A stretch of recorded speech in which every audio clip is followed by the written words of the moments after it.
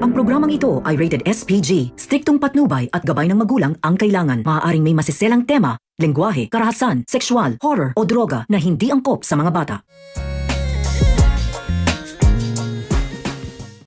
Naging matagumpay nga ang ginawang operasyon dito kay Venice, pero sinabi ng mga doktor na sa sobrang laki daw ng damage na tinamo nitong si Venice ay hindi na nila naibalik pa ang totoong itsura nito. Kaya naman nung matanggal na ang benda sa mukha nito ay ganun na lang ang pagkadismaya nitong si Venice dahil hindi niya ito magugustuhan at dahil doon ay sisisihin nito ang doktor pati na rin itong si Tata.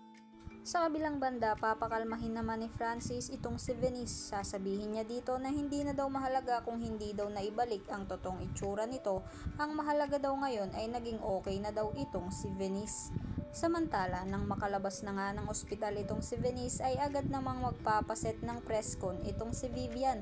Dahil ipapakilala na daw nito ang bagong itsura ni Venice sa madla. Dahil nga doon ay mapipilitan itong si Francis na samahan itong si Venice dahil kahit ano naman daw ang mangyari ay asawa pa din naman daw niya ito. Sa kabilang banda, naging matagumpay nga din ang kidney transplant nitong si Inay Guapa. Kaya naman dahil doon ay masayang masaya ang pamilya nito lalo na sila Tata at The Boy.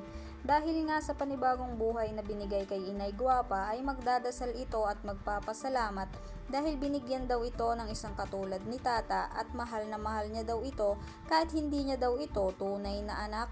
Na hindi alam ni Inay Guapa na nasa likod na nito si Tata at narinig nito ang sinabi nito na hindi niya ito tunay na anak. Kaya naman kung sa tingin mo na aaminin na nga ni Inay Guapa ang katotohanan dito kay Tata, ay huwag mo namang kalimutang i-like ang video na ito and don't forget to subscribe. Thanks for watching. Bye-bye!